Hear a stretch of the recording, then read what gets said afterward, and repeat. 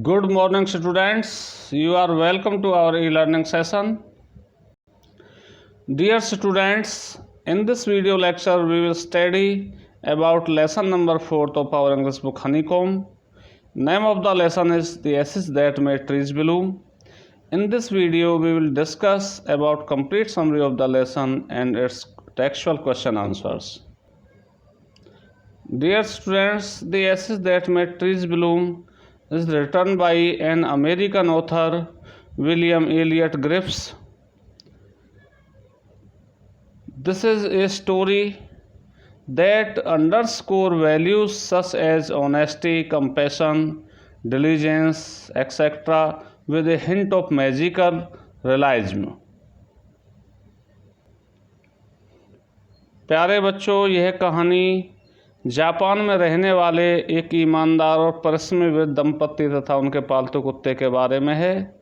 उनके पड़ोसी उन्हें कष्ट देते थे और उनका कुत्ता एक उदासी भरी मौत मर जाता है। कुत्ते की आत्मा अप्रत्याशित रूप से अपने स्वामी को सांत्वना और सहारा देती है। प्यारे बच्चों, इस लेसन की जो समरी है, कहानी है, वो कुछ इस प्रकार से है। बताया है इस लेसन में कि डेमोस के समृद्ध काल में एक वृद्ध दंपत्ति रहता था, जिनके पास केवल एक पालतू कुत्ता था। उनका कोई बच्चा न होने के कारण वे उसे एक छोटे बच्चे की भांति प्यार करते थे।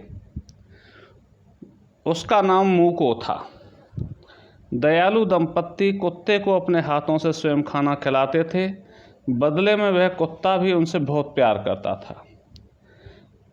एक दिन जब वह दयालु बूढ़ा आदमी अपने खेतों पर काम करने के लिए गया, तो कुत्ते ने अपने पंजे बूढ़े आदमी की टांगों पर रख दिए और बार बार किसी स्थान की ओर जाने के लिए संकेत करने लगा।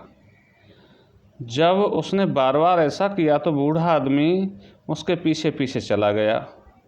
वहां पहुंचकर एक स्थान पर वह अपने पंजों से ज़मीन को खरोंचने लगा। अपने पालतू की सहायता के लिए बूढ़े व्यक्ति ने अपनी कुदाल को ज़मीन पर मारा तो उसने सोने का ढेर ज़मीन के नीचे पाया। तो इस प्रकार से वह वृद्ध दंपत्ति धनवान हो गए। उन्होंने अपने मित्रों को दावत दी और ज़मीन का एक बड़ा टुकड़ा खरीद लिया और अपने गरीब पड़ोसियों की सहायता की। तो यह उस अच्छे व्यक्ति, उस दयालु व्यक्ति के बारे में है। इसके बाद उसी गांव में एक निर्दयी दुष्ट बूढ़ा आदमी और उसकी पत्नी रहते थे। वे इतने निर्दयी थे कि अगर कोई कुत्ता गलती से भी उनकी गली में पड़ोस में आ जाता तो खिलाने पिलाने की तो बात बहुत दूर, वे उसे ठोकरों से मारते थे। तो जब उन्होंने अपने पड़ोसियों के अच्छे भाग्य के बारे में सुना तो वे मूको को, यानी उसी कुत्ते को बहला फुसलाकर अपने बगीचे में ले आए। उन्होंने उसके सामने भोजन रखा, पर कुत्ता डरा हुआ था तो उसने कुछ भी नहीं खाया और ना ही वह वहाँ से हिला। जब वे उसे घसीट कर ले जाने लगे तो एक ताड़ के पेड़ के पास जाकर कुत्ता ज़मीन खुरचने लगा।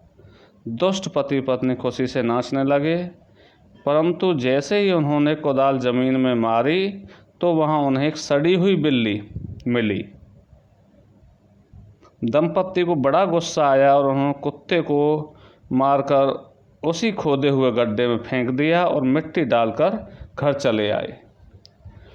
कुत्ते की मृत्यु की खबर जब उसके मालिक तक पहुंची तो वह ऐसा दुखी हुआ मानो उसका अपना बेटा बिछुड़ गया हो।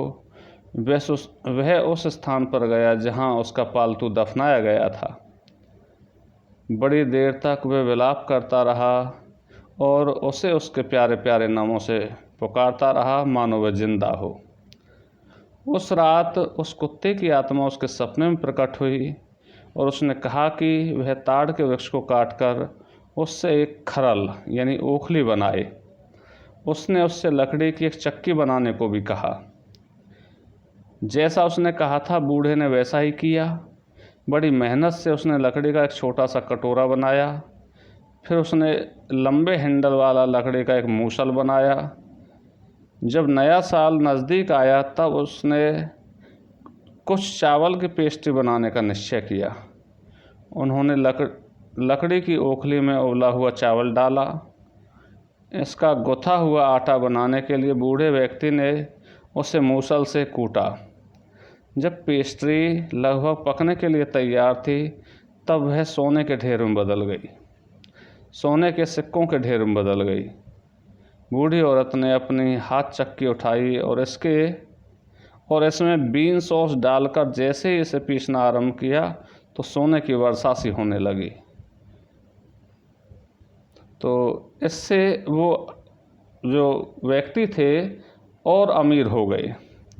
तो इसी समय जो ईर्ष्यालु पड़ोसी था उसने खिड़की से यह सब झांक कर देखा तो उनसे चक्की उधार मांगने का उसने निश्चय किया। तो बूढ़े दंपत्ति ने तुरंत ही अपनी चक्की पड़ोसी को दे दी। उस आदमी ने चावल कूटना प्रारंभ किया और उस औरत ने चक्की पीसना शुरू कर दिया। पर इस बार पेस्ट्री और सॉस कीड़ों में बदल गई। गुस्से में आकर उन लोगों ने चक्की के टुकड़े टुकड़े करके उसे जलाने की लकड़ी बना दिया। तो प्यारे बच्चों, इसके बाद इस लेसन का सेकंड पार्ट आता है। इन दी सेकंड पार्ट उस अच्छे दयालु बूढ़े व्यक्ति के सपने में कुत्ते की आत्मा फिर से प्रकट होती है। उसके पालतू कुत्ते की आत्मा ने उससे कहा कि वह उस चक्की और ओखली की राख को लेकर किसी ठूंठ यानी सूखे हुए चेरी के पेड़ पर डाल देगा तो हरा भरा हो जाएगा, क्योंकि यह राख जादुई है। बूढ़ा व्यक्ति उस चक्की की राख को ले आया और उसने एक चुटकी भर राख एक सूखे हुए चेरी के पेड़ पर डाल दी। तब उसने पाया कि वह वृक्ष फल फूलों से लद गया है। तो बूढ़ा आदमी बड़ा प्रसन्न हुआ। उनका महाराज डेमियोन के गांव के पास की मुख्य सड़क से जब गुजर रहा था तो वहां के रीति रिवाज के अनुसार लोगों को अपनी ऊंची खिड़कियां बंद करनी पड़ती थी ताकि कोई झांक कर देख ना सके। उन्हें हाथ जोड़कर और अपने घुटनों पर झुककर तब तक खड़ा होना पड़ता था जब तक कि जुलूस वहां से गुजर ना जाए। एक लंबा व्यक्ति जो जुलूस की अगुवाई कर रहा था वह लोगों को घुटनों के बल झुकने के लिए कह रहा था, लेकिन बूढ़े दयालु व्यक्ति ने ऐसा नहीं किया। वह घुटनों पर झुकने की बजाय थोड़ी सी राख लेकर एक सूखे चेरी के पेड़ पर चढ़ गया और जैसे ही उस धनी महाराज का जुलूस उसके पास आया तो उसने एक चुटकी भर राख सूखे हुए वृक्ष पर डाल दी। तो महाराज ने पाया कि पूरा वृक्ष कैसे एक क्षण में हरा भरा हो गया। प्रशंसक डेमियो ने अपने जुलूस को रोकने का आदेश दिया और इस आश्चर्य को देखने के लिए पालकी से बाहर आ गया। बूढ़े आदमी को अपने पास बुलाकर उसने उसका धन्यवाद किया और आदेश दिया कि उसे रेशमी वस्त्र, स्पंज केक, पंखे और अन्य इनाम दिए जाएं। उसने उसे अपने महल में भी आमंत्रित किया। इसलिए बूढ़ा आदमी प्रसन्नतापूर्वक अपने घर चला गया ताकि वह उस खुशी को अपनी प्यारी पत्नी के साथ बांट सके। लेकिन जब चालाक लालची पड़ोसी ने इस बारे में सुना तो उसने भी कुछ जादुई राख ली और मुख्य सड़क पर आ गया। वह वहां तब तक प्रतीक्षा करता रहा जब तक डेमियो का जुलूस वहां नहीं आ गया और भीड़ की तरह घुटनों पर झुककर वह चेरी के एक ठूंठ वृक्ष पर चढ़ गया। जब डेमियो बिल्कुल उसके नीचे आ गया तो उसने राख की एक मुट्ठी पेड़ के ऊपर फेंक दी, जो कि बिल्कुल भी नहीं बदला। हवा द्वारा धूल के कण डेमियो और उसकी पत्नी की नाक और आंखों तक पहुंच गए। उन्हें छींकें आने लगी और उनका दम घुटने लगा। इससे जुलूस की सारी शान शौकत बिगड़ गई। वह आदमी जिसका काम यह चिल्लाने का था अपने घुटनों के बल बैठ जाओ, ने बूढ़े मूर्ख को कॉलर से पकड़कर पेड़ से नीचे खींच लिया और उसे तथा उसकी राख वाली टोकरी को गड्ढे में धकेल दिया। तब उसने उसे बुरी तरह पीटा और मरने के लिए छोड़ दिया। इस तरह मक्कार आदमी कीचड़ में मर गया। लेकिन कुत्ते का दयालु मित्र शांति और संपन्नता के साथ रहता रहा और वह तथा उसकी पत्नी दोनों बुढ़ापे में भी स्वस्थ और खुशहाल जीवन जी रहे थे। प्यारे बच्चों, इस कहानी से हमें यह भी सीख मिलती है कि जो जैसा करता है वो वैसा ही भरता है। Dear students, moral of this lesson is that we should not be greedy. हमें मनुष्य जन्म पाकर हमेशा शुभ कर्म करते रहना चाहिए, सभी जीवों के प्रति दया का भाव रखना चाहिए।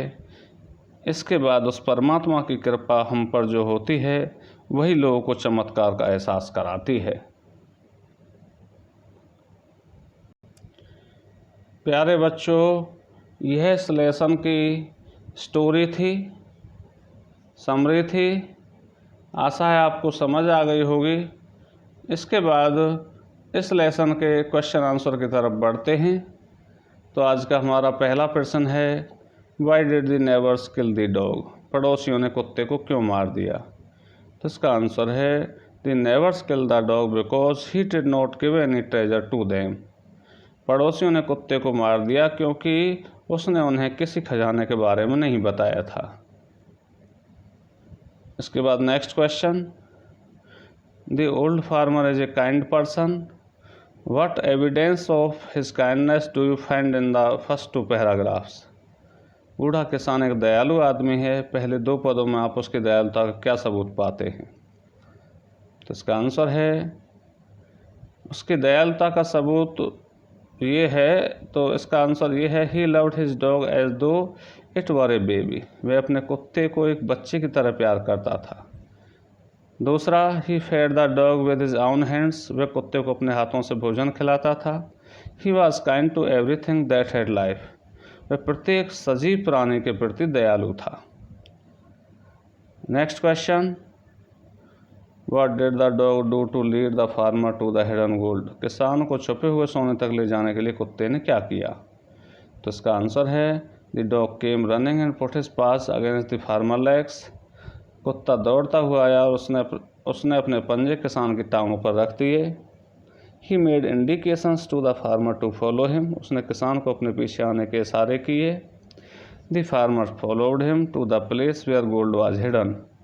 किसान उसके पीछे पीछे उस स्थान तक गया जहाँ सोना दबा हुआ था, छिपा हुआ था। थर्ड का first part, how did the spirit of the dog help the farmer first? कुत्ते की आत्मा ने किसान की पहली बार मदद किस तरह से की?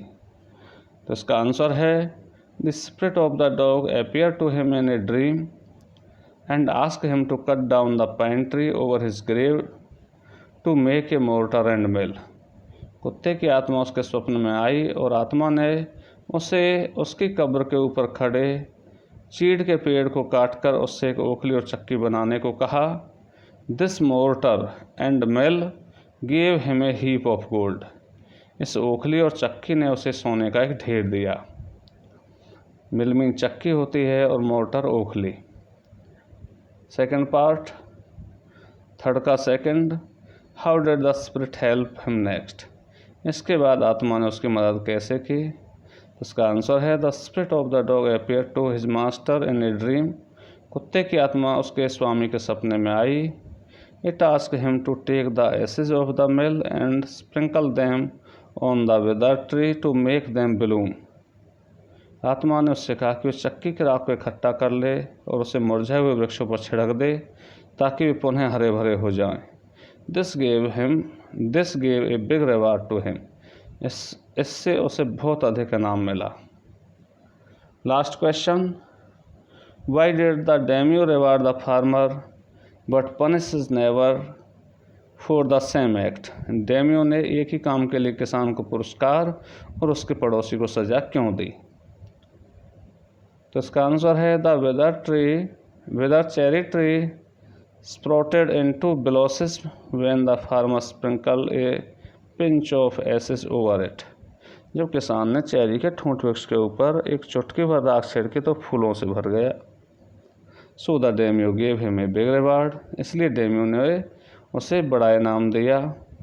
But the daimyo punish the neighbour for throwing dust over him. परंतु डेम्यू ने पड़ोसी को उसके ऊपर धूल फेंकने के कारण सजा दी।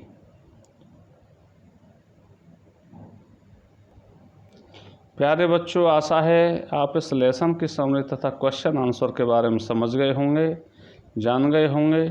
फिर भी कोई डाउट हो तो ऑनलाइन क्लास में अपने डाउट को क्लियर करें। इस लेसन के क्वेश्चन आंसर को अपनी फेयर नोटबुक में नोट करें। Thank you students.